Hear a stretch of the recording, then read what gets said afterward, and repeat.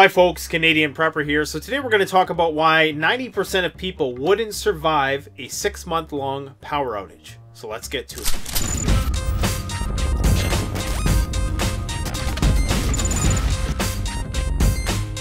Alright, so this video is not for my core audience. That is, those people who have some measure of survival skills or preparedness provisions on hand in case of a long-term emergency. So I'm not sure how you got here, but by some happenstance of the YouTube algorithm you have, and for that I am grateful to share with you what I have to share today. The whole point of me making these videos is to get people more prepared, minimize human suffering, and reduce the stigma against a practice which in any other period of human history but now would be commonsensical. So you may be asking yourself, why on earth would I need to prepare for a 6-month grid down situation? What could possibly trigger such a scenario? Well, in 1859, there was this thing called the Carrington Event. It was a geomagnetic storm caused by an Earth-facing solar flare. This geomagnetic storm was so powerful that telegraph lines actually caught on fire. You could actually see the Northern Lights Aurora Borealis from the equator. The reason for this was that all of that energy from the solar flare coupled into what then was a very primitive power grid. If something of that magnitude or greater happened today, and it very well could be much greater than the Carrington Event, that could cause widespread power outages because the thousands of transformers throughout North America and the rest of the world could potentially be damaged. And it can take months to repair these transformers. The government will be preoccupied with maintaining the nuclear power plants and maintaining some measure of law and order for as long as possible. But without power, you cannot expect that they're going to be able to do a great job of that when they could barely handle Hurricane Katrina. Now imagine that sort of situation on a national scale. There are scientists, politicians, and high-ranking military personnel who understand that this is an existential threat to the human race. And this is why there have been some steps taken to fortify the grid against such an event. But those things are likely not to be implemented on a large scale for many, many years to come. This is why you need to be prepared. So here are a few reasons why 90% of people would not survive a 6-month power outage. Reason number 1, you are one of the average North American families who owns a home between $300,000 and $500,000. Within that home, you only have 1 week's worth of food on hand in case of emergency. And that is basically the food in your fridge and maybe some of the food in your freezer if you can keep that food cool enough if the power goes out. To understand exactly how twisted this is, imagine the look on somebody's face if you told them that you had 6 months worth of food stored away. You know, let's say a couple $1,000s worth of food stored away. What do you think the expression on their face would be?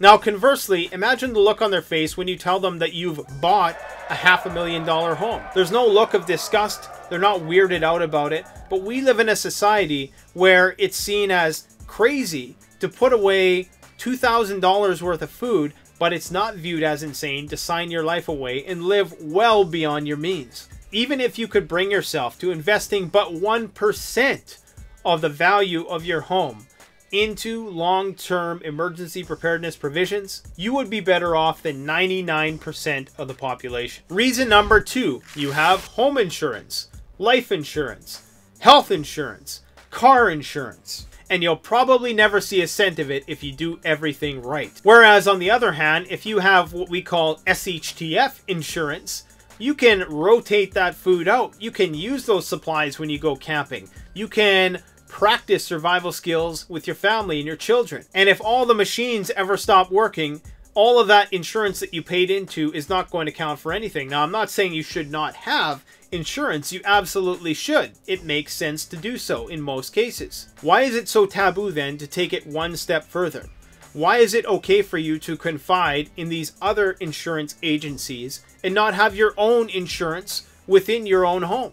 Reason number 3, you are financing or leasing a vehicle between $25,000 to $50,000 and you only have 1 day's worth of water on hand. If you're lucky, I'm venturing to suspect that there's probably half the population who has 0 water stored. If the water stopped today, they would be out searching for water to drink.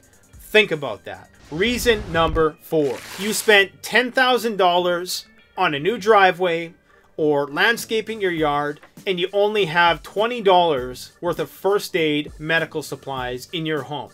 The time may come when going to a hospital and getting professional medical care may not be an option. You absolutely need a backup plan to take measures into your own hands if that happens, and you should have basic first aid training. This is not hard to get.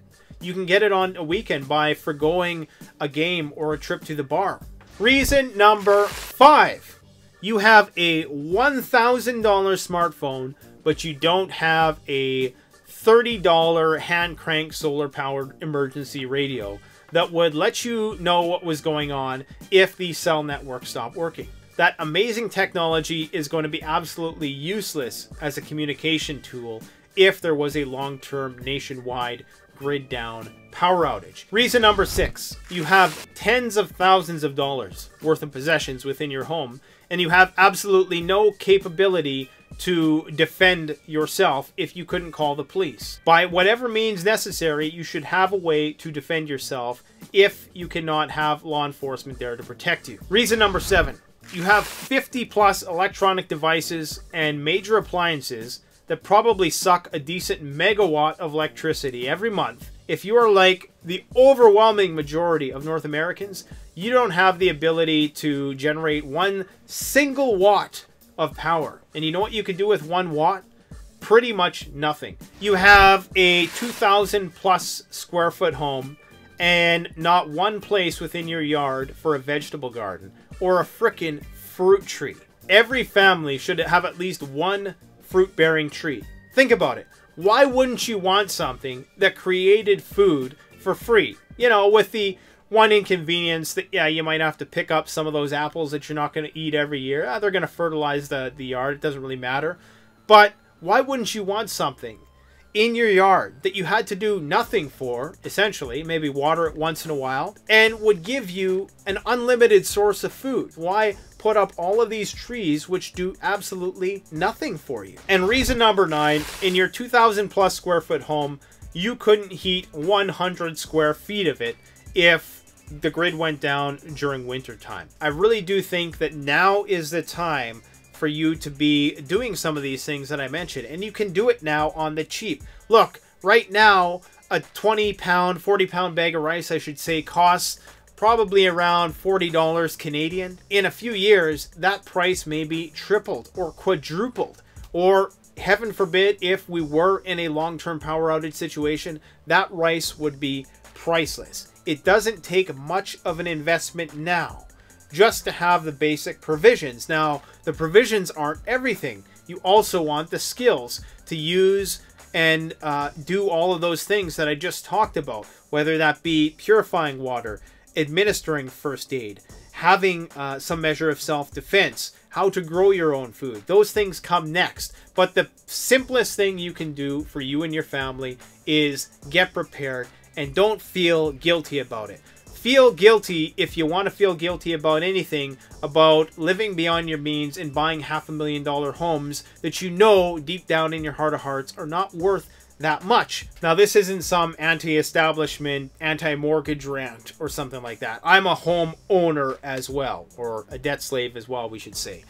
The point of this is just to show the comparisons. The reason why 90% of people won't survive a 6-month plus power outage is because we are preoccupied with the acquisition of our wants and not enough with acquiring that which we need. And if we would just put 1% of our energy into getting what we actually needed to survive, we could bring that 90% figure down to damn near 0. So please feel free to comment about what do you feel your greatest weakness is when it comes to emergency preparedness and what your greatest strength is. Thanks for watching, guys. If you enjoyed this video, please like it, and by all means, subscribe for more of the same. Thanks for watching. Canadian Prepper out. The best way to support this YouTube channel is to support yourself by gearing up through CanadianPreparedness.com or BugOutRoll.ca. Premium quality gear at the best possible price using the incredibly secure and easy to use Shopify platform. We offer free shipping to the United States for orders over $200 USD and free shipping to Canada over $75. So support the channel by supporting yourself.